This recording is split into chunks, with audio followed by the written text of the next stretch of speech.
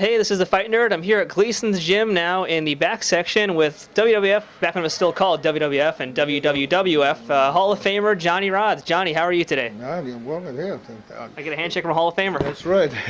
So, and I see you're interested in the old timers, huh? Still? Yes, I am. The legends made this sport, like yourself. So, and you also are a trainer. You've trained many, many big names in the current sport of pro wrestling. Give us a rundown of some guys you've worked with in the past. Well, going back to Tazz days, what's going to be almost more than 20 years 90s. now, yeah. And he came here as a kid. Bill DeMott, Dreamer, and the Dudleys, and you could go on. As many, the Twin Towers, and all those guys came here to do their thing, and a lot of those guys make their superstars. So I guess this has been one of those places that never dies, because we're talking almost 24 years now. There was never wrestling here. This is something that they decided that they needed somebody from the old school, and I guess they decided on me, and I've been here ever. First thing I have to ask you, of course, since you've been in the business since about the 50s, I believe, right? First started wrestling about that time? Yeah. 58. It's quite a while. I was on it from the beginning, from the old garden with the old man Vince McMahon Sr. So I was on the Antonino Rocca days, and Jerry Graham, and all those. It was called Murphy, and you name it, all those old timers, So first thing I got to ask then is, how has pro wrestling changed since you first started? Let's talk about, one big positive thing, one big negative thing that you see in pro wrestling today. Well, it's not that it's changed. Everything changes. Listen, one time we used to do, we used to go like this to make sure we tap so we could get messages through. Then we used the phone, and then now we do text messages, and you could even look at yourself talking to the other person. So things go forward. I would say the wrestling is still the same. The promotions are still the same. Only now it's Explosion Promotion. We were in Beirut time, not A-Rod time. This is A-Rod time. So that's the only difference. But and then also, since I said it's Explosion Promotion, you have every Tom and Dick and Harry that wants to be a promoter, or every kid that feels like they could just go out and do a few little backyard wrestling.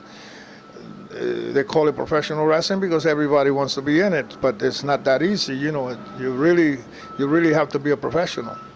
Now, what defines a professional in your mind? Professional, pay your dues. Take a person like myself. You're talking from 1958, 59, and this is 2010. So imagine the years of the miles that I did just to be part of the old time and to the new time. Well, I tell you what, give me $1 for every mile, I'd be happy. Now, you mentioned we are in, of course, 2010. And in the last decade, we've seen fans becoming a lot smarter thanks to things like the internet, reality shows. Do you think that this has hurt the business of pro wrestling, or has this helped it grow? Well, no matter how it hurts it or not, I don't know if it hurt it or not, because it's amazing. If it hurt it, then I would say the WWF and all these companies won't be so rich. So when I mentioned before Explosion Promotion, it's like the more the people want to do and the more the people get involved, the more famous the product it is. So before they did not announce ice cream for professional wrestling with the guy's picture on it, now they do. Like I said, one more time, Explosion Promotion in wrestling, pro wrestling. This is something that never going to end. It's going to continue on. Whether it kills it or don't kill it because other people do it, they're not supposed to be doing it. It doesn't matter. Business goes on. Now, what do you think about a fighter like Brock Lesnar, who came out of collegiate wrestling, went into professional wrestling, now he's in mixed martial arts? What do you think about this evolution? Oh, no, look, the guy was a good wrestler before he was a professional wrestler. He was a legit good athlete. He's a monster of a guy. He's very strong, very powerful, very real. Hey, it's something he wanted to do, and I guess that's why he's a champion. Now, Brock isn't the only pro wrestler in mixed martial arts. There's also other guys like Bobby Lashley, who has a background, but other guys like, let's say, Bart Gunn or Sean O'Hare. Some of these guys have also gone into mixed martial arts, but haven't done as well. Is Brock an exception to the rule, or can pro wrestlers still fight?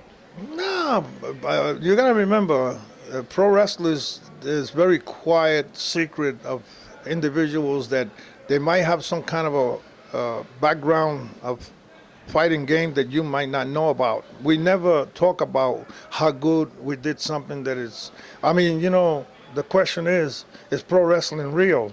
Well, you don't want to get body slammed, do you? No, sir. Okay, so that makes it real. You don't want to get backdrop, right? Not today. Okay, that's real. Not in these pants. You don't want me to put it on your chokehold, right? We'll talk about that later. Exactly. So that's what happens. You see, you can perform it, you can make it up. Call it pro wrestling because I can make anything look good. That makes me a pro. But you imagine that. The same thing that I practice to do and make it easy and make it look good for the crowd to enjoy it, I could also, if I could kick your head with a back kick and then don't hurt you, can you imagine if I want to do it for real? So that makes me a real tough guy, doesn't it? That's what happened in professional wrestling. So you don't know whether that guy could be tough or not because you don't know the difference between making it phony or making it real. That's the part that we enjoy the most. Today they call it, you know, like you said, it's more like lucha libre, you know, like that's what's going on today. In those days, these guys wear a pair of trunks, a pair of boots, a towel around their neck, and they go in there and made it look that it was... there was a protected game where they were tough guys, but it was a business. It was a promotional business. They did what they had to do, and nobody know whether it was real or not. You don't want to find out. They were real people, and I'm glad I was part of it. I know you also run right now your own wrestling gym here, and you also have World of Unpredictable Wrestling. Tell us a little bit about that. Well, since they used to,